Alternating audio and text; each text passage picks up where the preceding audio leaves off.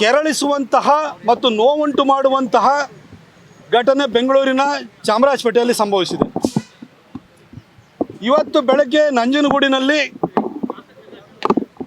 ಗೋಮಾಂಸ ಭಕ್ಷಕರು ಹಸುವನ್ನು ಕದಿಲಿಕ್ಕೆ ಬಂದು ಅದು ಬೆದರಿದಾಗ ಅದರ ಬಾಲವನ್ನು ಕಡಿದಿರುವಂಥ ಘಟನೆ ನಂಜನಗೂಡಿನಲ್ಲಿ ಸಂಭವಿಸಿದೆ.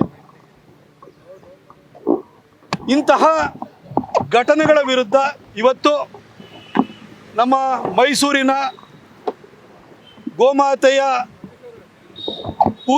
ಗೋಮಾತೆಯನ್ನು ಪೂಜಿಸುವಂತಹ ನಮ್ಮೆಲ್ಲ ಕಾರ್ಯಕರ್ತರು, ಹಿರಿಯ ನಾಯಕರುಗಳು, ಮೈ ವಿ ರವಿಶಂಕರ್ ಅವರಿದ್ದಾರೆ, ಕಿರಣ್ ಗೌಡ ಅವರಿದ್ದಾರೆ, ಬೋ ಉಮೇಶ್ ಅವರಿದ್ದಾರೆ, ಎಸ್ ಕೆ ದಿನೇಶ್ ಅವರಿದ್ದಾರೆ, ನಮ್ಮ ಮಾಜಿ ನಗರ ಪಾಲಿಕೆ ಸದಸ್ಯರಾಗಿರುವಂತಹ ಎಂ ಸತೀಶ್ ಅವರಿದ್ದಾರೆ, ಸುಬ್ಬಯ್ಯ ಅವರಿದ್ದಾರೆ, ಸೋಮಶೇಖರ್ ರಾಜು ಅವರು, ಟೆನಿಸ್ ಗೋಪಿ ಅವರು, ಪರಮೇಶ್ ಅವರು, ಶ್ರೀರಾಮ್ ಅವರು, ನಮ್ಮ ಹಿಂದಿನ ಮಂಡಲ ಅಧ್ಯಕ್ಷರು ಹಾಗೂ ನಮ್ಮ ಪಕ್ಷದ ಎಲ್ಲ ಮುಖಂಡರುಗಳು ಇವತ್ತಿಲ್ಲಿ ಬಂದು ಜಲದರ್ಶಿನಿ ಗೇಟ್ ಎದುರುಗಡೆ ಗೋಪೂಜೆಯನ್ನು ಮಾಡಿ ಹಾಲನ್ನು ಕರೆದು ಗೋವಿಗೆ ಬೆಲ್ಲ ಮತ್ತು ಕಬ್ಬನ್ನು ತಿನ್ನಿಸಿ ನಾವು ಶಾಂತಿಯುತವಾಗಿ ನಮಗಾಗಿರುವಂಥ ನೋವನ್ನು ಹಾಗೂ ನಮ್ಮ ಮನಸ್ಸಿಗಾಗಿರುವಂಥ ಘಾಸಿಯನ್ನು ಈ ಕರ್ನಾಟಕ ಸರ್ಕಾರಕ್ಕೆ ಮನವರಿಕೆ ಮಾಡಿಕೊಡುವಂಥ ಕೆಲಸವನ್ನು ಇವತ್ತಿಲ್ಲಿ ಮಾಡಿದ್ದೀವಿ. ಇನ್ನು ಮುಂದೆ ಏನೇನು ಪರಿಸ್ಥಿತಿ ನಿರ್ಮಾಣ ಆಗುತ್ತೋ ಅನ್ನೋ ಒಂದು ಆತಂಕ ಇಡೀ ರಾಜ್ಯಾದ್ಯಂತ ನಿರ್ಮಾಣವಾಗಿದೆ. ಈ ಎಲ್ಲ ಘಟನೆಗಳನ್ನು ನೋಡಿದಾಗ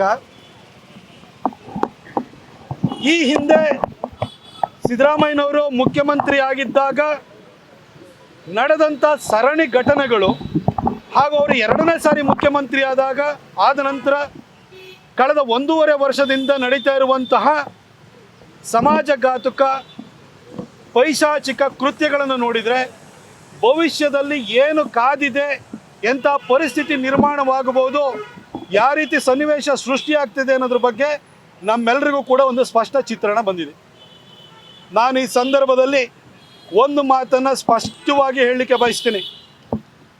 ಸಿದ್ದರಾಮಯ್ಯನವರ ಆಡಳಿತ ಇದೇ ರೀತಿ ಮುಂದುವರಿತು ಅಂತಂದರೆ ರಾಜ್ಯದಲ್ಲಿ ಯಾವ ರೀತಿ ಪರಿಸ್ಥಿತಿ ಸೃಷ್ಟಿಯಾಗುತ್ತೆ ಅಂದರೆ, ಕಾಂಗ್ರೆಸ್ ಪಕ್ಷ ಅದು ಸ್ವಾತಂತ್ರ್ಯ ನಂತರ ರಾಜಕೀಯ ಪಕ್ಷವಾಗಿ ರೂಪಾಂತರಗೊಂಡ ನಂತರ 1952ರಲ್ಲಿ ನಡೆದಂಥ ಮೊದಲನೇ ಲೋಕಸಭಾ ಚುನಾವಣೆ ಸಂದರ್ಭದಲ್ಲಿ ಪಕ್ಷದ ಚಿಹ್ನೆಯಾಗಿ ಗಾಂಧೀಜಿಯವರ ಮೇಲ್ಪಂಕ್ತಿಯ ಕಾರಣಕ್ಕೆ ಜೋಡೆತ್ತುಗಳನ್ನು ಚಿಹ್ನೆಯಾಗಿ ಪಡ್ಕೊಂಡಿತ್ತು.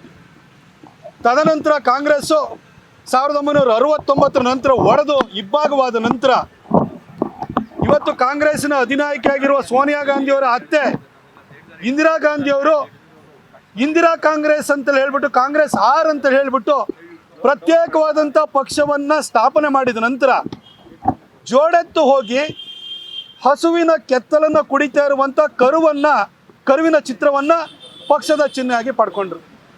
ಆದರೆ ಇವತ್ತು ಸಿದ್ದರಾಮಯ್ಯನವರು, ಅದರಲ್ಲೂ ವಿಶೇಷವಾಗಿ ಅವರು ಈ ಮುಸಲ್ಮಾನರ ಓಲೈಕೆ ಮಾಡ್ತಾ ಇರುವಂಥದ್ದನ್ನು ನೋಡಿದರೆ, ಒಂದು ವೇಳೆ ಸಿದ್ದರಾಮಯ್ಯನವರು ಇನ್ನೇನು ಸದ್ಯದರಲ್ಲಿ ಮುಖ್ಯಮಂತ್ರಿ ಸ್ಥಾನದಿಂದ ಇಳಿಸಿ ಅವ್ರನ್ನೇನಾದ್ರೂ ಕೂಡ ಖರ್ಗೆ ಅವರ ಸ್ಥಾನಕ್ಕೆ AICC ಅಧ್ಯಕ್ಷರನ್ನಾಗಿ ಏನಾದ್ರು ಮಾಡಿದರೆ, ಅಥವಾ ಅವರನ್ನು ಯಾವುದೇ ಸ್ಥಾನ ಕೊಡದಲ್ಲೇ ಅವ್ರನ್ನ ಮುಖ್ಯಮಂತ್ರಿ ಸ್ಥಾನದಿಂದ ಇಳಿಸೋಕೆ ಹೋದರೆ ಖಂಡಿತ ಅವರು ಕಾಂಗ್ರೆಸ್ಸನ್ನು ಇಬ್ಬಾಗ ಮಾಡ್ತಾರೆ.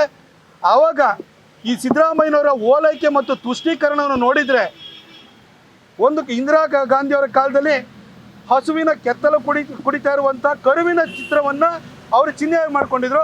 ಸಿದ್ದರಾಮಯ್ಯನವರು ಏನಾದರೂ AICC ಅಧ್ಯಕ್ಷರಾದರೆ ಅಥವಾ ಇಲ್ಲೇ ಕಾಂಗ್ರೆಸ್ ಪಕ್ಷವನ್ನು ಇಬ್ಬಾಗವನ್ನು ಮಾಡಿ ಅಧಿಕಾರ ಉಳಿಸ್ಕೊಳ್ಳೋಕ್ಕೆ ಪ್ರತ್ಯೇಕ ಪಕ್ಷವನ್ನು ಮಾಡ್ತು ಅಂತಂದರೆ ಖಂಡಿತ ಅವರು ಹಸುವಿನ ಕೆತ್ತಲನ್ನು ಕುಯ್ತಾ ಇರುವಂತಹ ಕಟುಕ ಸಾವಿಯ ಚಿತ್ರವನ್ನು ಅವರು ಪಕ್ಷದ ಚಿಹ್ನೆಯಾಗಿ ಮಾಡ್ಕೊಳ್ತಾರೆ ಅನ್ನೋದ್ರ ಬಗ್ಗೆ ಅನುಮಾನನೇ ಬೇಡ.